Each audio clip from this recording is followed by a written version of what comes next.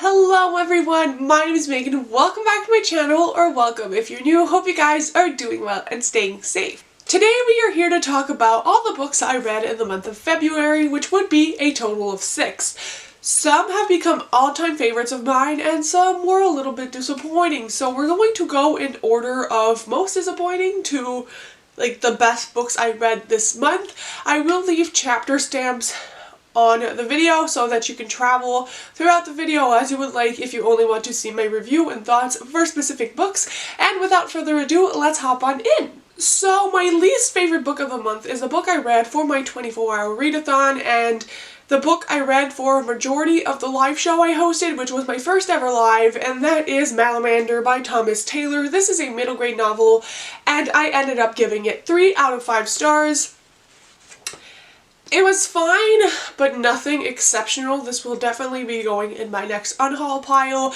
This is a story that follows Herbie Lemon, and he's like a 12-year-old who works at the Lost and Found in this hotel. I guess he kind of lives there as well. And one day, this girl kind of climbs through his window. He has no idea who she is, and essentially she is there to ask our main character for help to find out what happened to her parents. And so, because he's like the Lost and Found guy, he's good at getting clues and solving mysteries. He's very reluctant to help at first, but obviously ends up kind of being enthralled and thrusted into this adventure. This also includes kind of folklore and myths, where there is this creature called the Malamander who is half man, half fish, and every year he lays an egg, and this egg can grant you any wish you want, and so people have studied the Malamander and wanted to steal its egg. It is kind of like a vicious creature in all its myths, and all of these stories kind of intertwine together, and I did like the writing style in this. I think that it kind of grabs you immediately.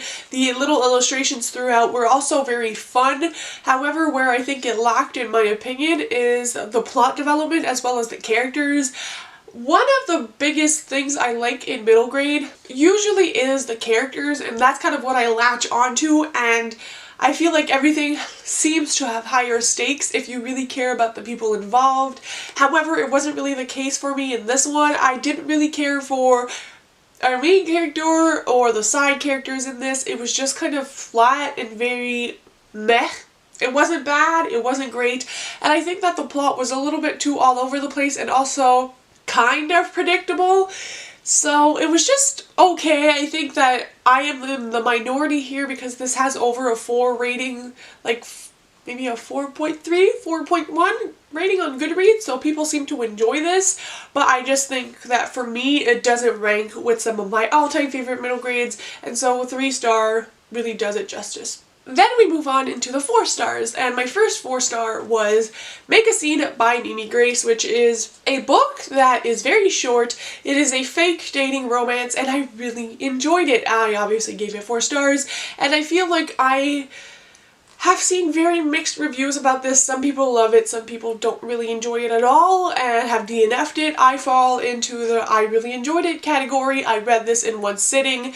This essentially follows a woman who was dating this guy and the relationship ended, and this guy is now dating her cousin and they are about to get married. Our main character, in order to prove that she's over it, decides that she will attend the wedding and needs to find a date so that she doesn't look super lonely. Our main character also owns a bakery, and next door to the bakery is a new gym, and that gym co-owner ends up being the fake relationship, half of the fake relationship, and they go to the wedding together, and obviously fake dating turns into real dating, and it was very sweet. It's super short, but I did really enjoy the characters and the plot. I think it was a little bit fast-paced, obviously, because this is such a short book, and I wish we could have seen a little bit more of our main characters, but I really enjoyed how the main love interest was caring and took the time to get to know her character and kind of her backstory and not automatically react in a negative way when something happened. There was a lot of good communication in here, and although miscommunication is somewhat of a conflict in here, I think the way it was resolved was great, and overall I would recommend this if you're looking to encourage indie published authors, especially authors of color. I would recommend this. You can look at it on Kindle, buy a physical copy, but I think it's a fun read, and if you're looking to catch up on your Goodreads goal, this could definitely be a good one. The next book I have to talk about, and also you might hear my cat, I do apologize, she is being very needy, but the next book is Happy Singles Day by Amari Walker, which was one of my most anticipated reads of 2021, and overall I'm pretty satisfied with this book.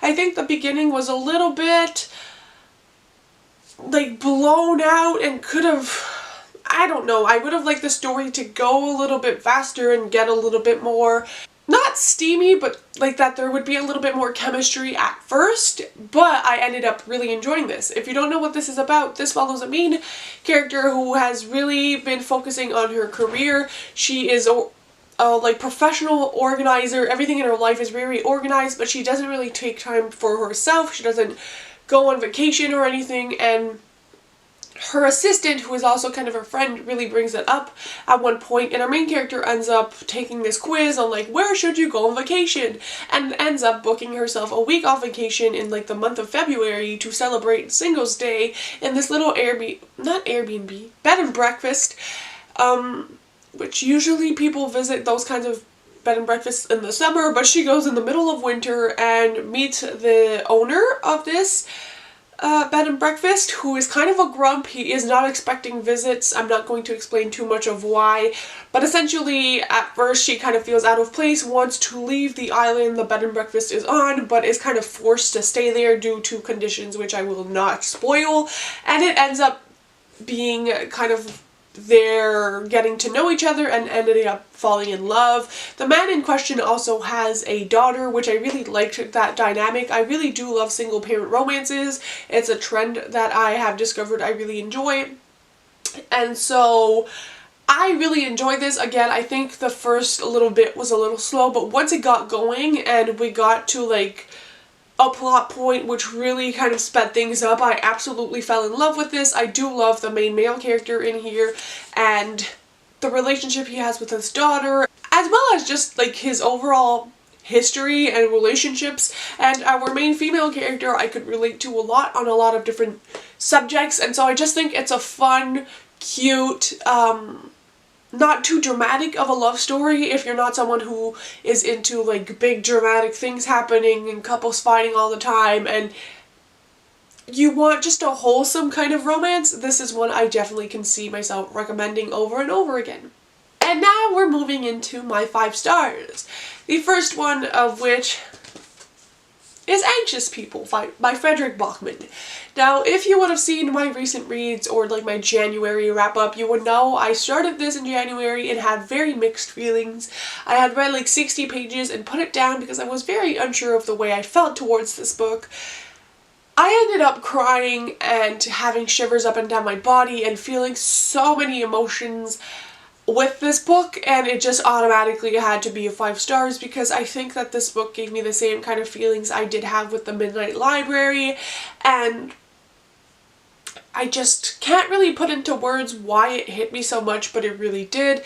If you don't know anything about this book is pitched as a bank robbery gone wrong, which is like a bank robbery that turns into a heist situation in apartment viewing, and what happens is that we follow kind of the story of everyone involved, where we follow the police officers who were on the case, all the people who were held hostage. We learn a little bit about the bank robber and just how all their lives are interconnected, and this talks about the reasons we are who we are and the actions we decide to take and what is good and what is bad and all the gray areas of life. This has harder hitting topics like suicide and suicide attempt, and it just tackles humanity and the problems and the fact that we can't take things as face value, because when we interact with people we don't know what they've been through, what background they come from, and why they are choosing to do the things they do. This tackles a lot of different things, and I don't want to go too much into it because I think it's better to go into it without too many expectations, because I think essentially this is kind of what ruined the first little part of it for me, because I went into it thinking it was one thing when this book is really a multitude of things. And I think if you're interested in reading fiction that kind of makes you reflect like a nonfiction book would, about your life and the choices you've taken and the path you're on, and just how we need to be better at being people and how we're all kind of idiots that don't know what the hell they're doing, then this is definitely for you. I think this needs to be in the hands of a lot more people. It has had a big reach, but I think the more people it reaches, the more its impact will be shown, and we might all be better people because of this book. Then I read one of my most anticipated romances, and you guys, I'm so happy I read this book. Shipped by Angie Hockman. This is something I'm going to be pitching as a closed-door version of the Unhoneymooners, and this is something I see myself rereading over and over and over and over again. I love it so much. It's absolutely hilarious, and it's definitely going on my shrine of like favorite books. Once I move out of my apartment, I definitely want to have a separate area in my next living area where all my favorite books are, and this and the Unhoneymooners 100% are there.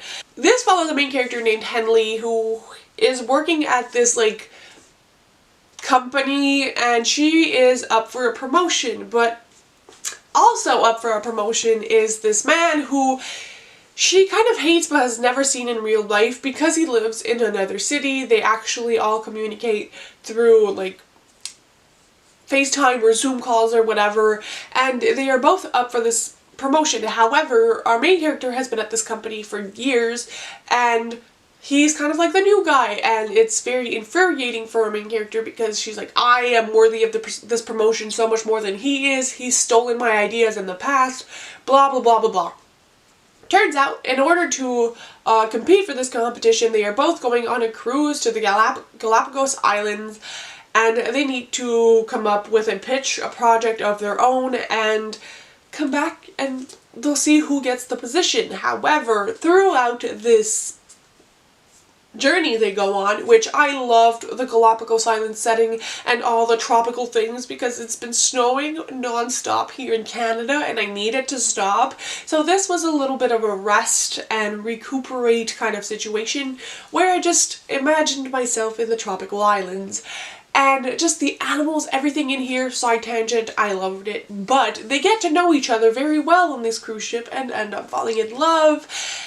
This book was hilarious, and I loved the main love interest. He definitely has to be one of my favorite love interests I've ever read about. I love his personality. He's a soft, good guy with good intentions, and I just loved how the relationship developed and the choices our main characters made, and I love this. I could gush about it for hours, and I definitely think it's worth the read. I haven't read The Hating Game, which it's also pitched at, but a lot of people say it does resemble more the Unhoneymooners than The Hating Game, and the writing does really remind me of Christina Lauren, so if you're looking for something to kind of fulfill that craving that the Unhoneymooners may have left, I highly recommend this one. And the last book, and one book that blew everything else out of the water, I'm not even exaggerating. I mean, this one is really, really good.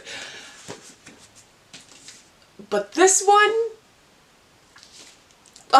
you guys, I don't even have the words. I want every single copy of it, every single edition, and I cannot wait for 2022 to get the second book in this series.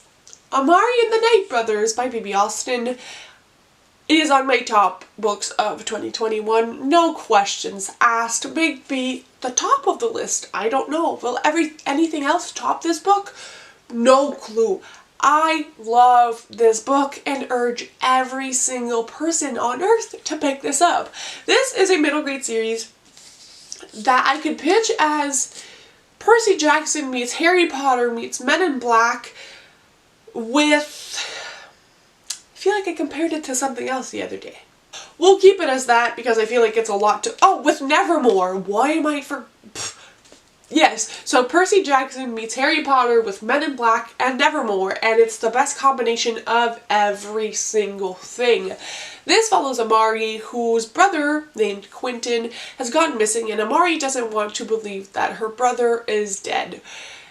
In the world we live in, the world Amari lives in, she just knows that her brother turned down scholarships to some of the best schools to go do this work that Amari and her mom don't really know anything about and could potentially be correlated to the reason he's missing.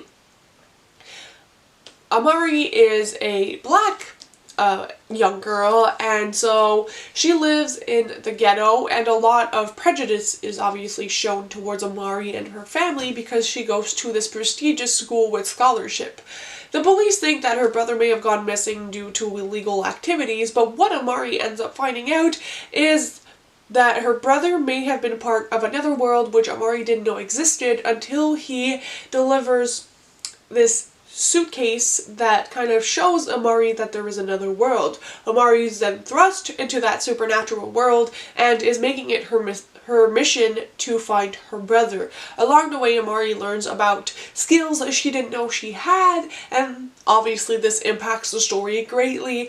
Amari has to go through trials to be able to stay in this kind of summer camp, which is kind of like the Percy Jackson element, to become an investigator and be able to go back to this camp, but also be able to find her brother. I love this so much. I did kind of guess the plot twist in this, but I think that for the intended audience, you probably wouldn't even see it coming. And this was just fabulous. There is discussions of race and prejudice and discrimination. There is talk about not necessarily always comparing yourselves to others, and that's something in this book that I really needed to hear. And the way that Amari always tries to live up to the standards of her brother is something I can highly relate to in life, and I think it was a good reminder, and it's something that you can read and be reminded of at any age. I think this is a little bit of Nevermore because of the courage and the trials that Amari is going through, just like Morgan in the Nevermore series, and also the fact that it's kind of set in another world. There's obviously magic and kind of like a magical camp element, and there's also the investigation and everything that's kind of secret, hence the Men in Black. I just think that this is something everybody should read and will probably enjoy. This has gone incredible ratings on Goodreads, and everywhere I look for more about this book, everybody seems to have the same opinion as me, that this book is incredible. So I highly recommend it. That's all my chitty chatter for my wrap up. Let me know in the comments what you guys have read recently. If not, leave me a blue emoji so we can represent Amari in the comments. And I will see you very soon with another video. Bye guys, happy reading.